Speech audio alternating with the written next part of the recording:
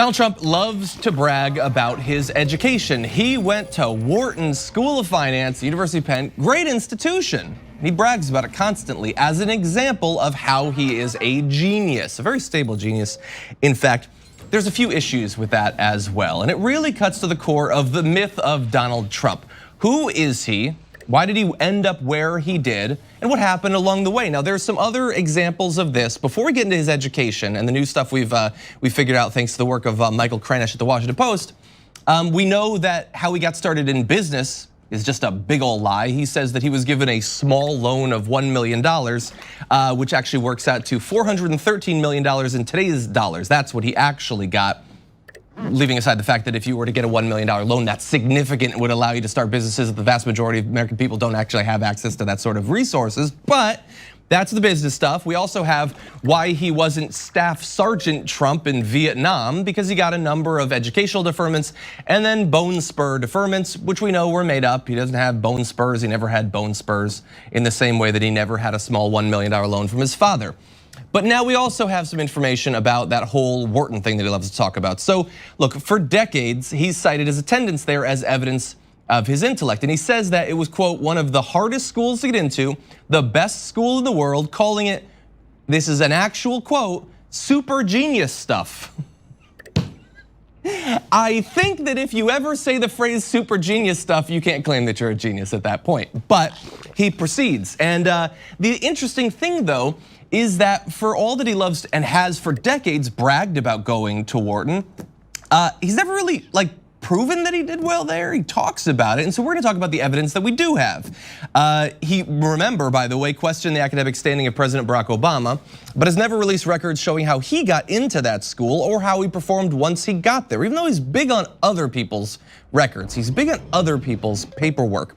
And so now we have this guy Nolan. So James Nolan had worked in the Office of Admissions at that school when Donald Trump was being considered, and he says that he witnessed family pressure from Donald Trump's family, who was already at that time rich and well-connected in the area, putting pressure on the admissions office to let him in.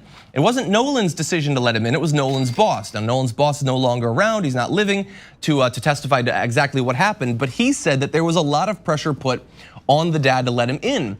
But the thing is, that's not really the end of the story, because if we look at Wharton now, it seems like, well, it's super hard to get in there. So it is a big question. Did they put pressure on the admissions office to let him in? But the thing is, that's today. Admission standards were not the same 50 years ago, back when Donald Trump was trying to get into college. In fact, Nolan attests to this, saying that at the time that Donald Trump was trying to get in, more than half of applicants to Penn were accepted. And transfer students like Donald Trump had an even higher acceptance rate based on their college experience. A Penn official said that the acceptance rate for 1966 was not available, but noted that the school says on its website that in 1980 it was still slightly greater than 40%. Today, yes, it's like 7.4%. It's like a lot of Ivy League schools, very difficult to get in, but that wasn't really the case back then. And so to some extent, the myth of the educational attainment, not to say anything about the school or whether it was good or not, but it was much easier to get in back then. I went to UConn, it's no University of Penn. But it was a lot easier to get in when I got in than even now. That's something that we're seeing basically across the board. And Nolan sort of summarizes, saying it was not very difficult, talking about the time in 1966 when Trump applied. I certainly was not struck by any sense that I'm sitting before a genius, certainly not a super genius. Yes, there are no mutant powers of cognition there. But the thing is that this is actually important, because as soon as Donald Trump got out of Wharton, he and his family used his time there to sort of present himself to the national stage as this big up-and-comer who is going to change things. A 1973 article in the New York Times said Trump graduated, quote, first in his class from the Wharton School, and then quoted his father as saying, quote, Donald is the smartest person I know. It's a guy who didn't get around a lot, I think.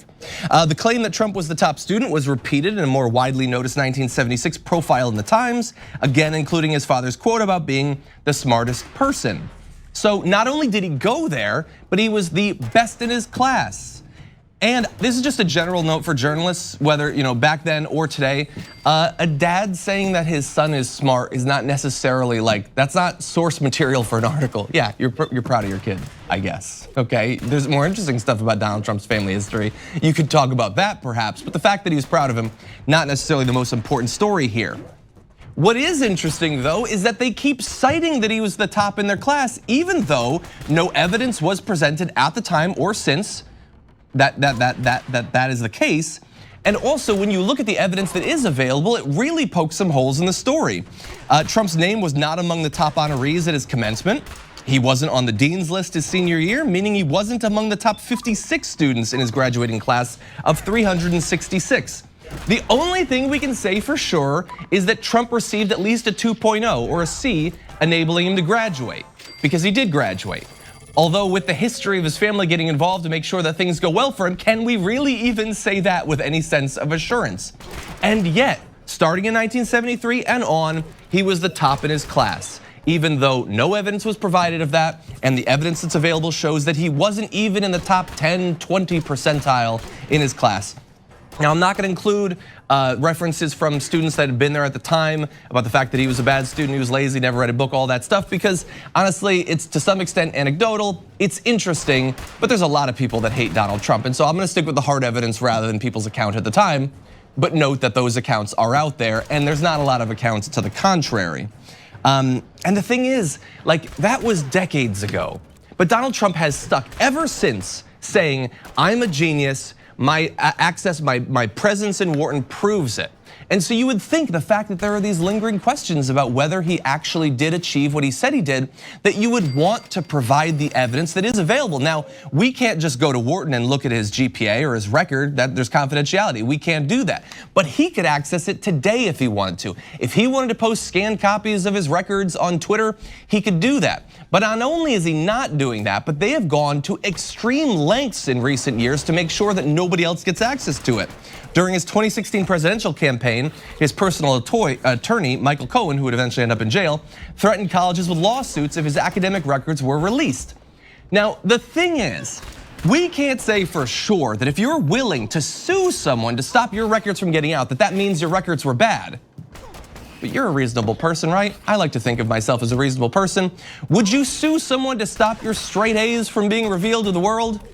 Maybe if you were one of the most humble people in the country, you would do that. But if I were like to create a list ranking Americans on humility, my wrist would give out before Donald Trump's name would appear. And so it seems far more likely that they were deathly afraid that the truth would be revealed, a truth that would undercut a more than half-century long attempt to portray Donald Trump, one of the most vigorously, enthusiastically stupid people in our country, as some sort of super genius stuff.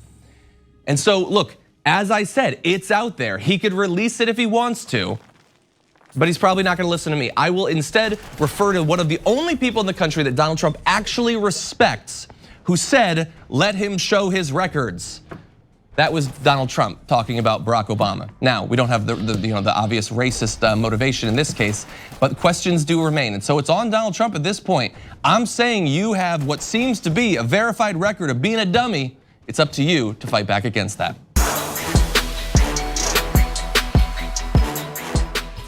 Here on the Damage Report, we talk a lot about the big banks and their ways of getting rich off the poor. They saturate the market, but there are other options. And I've got info on a socially and environmentally responsible financial institution that has no ATM fees, gives you cash back on every purchase. They even commit 10% of their earnings to charity.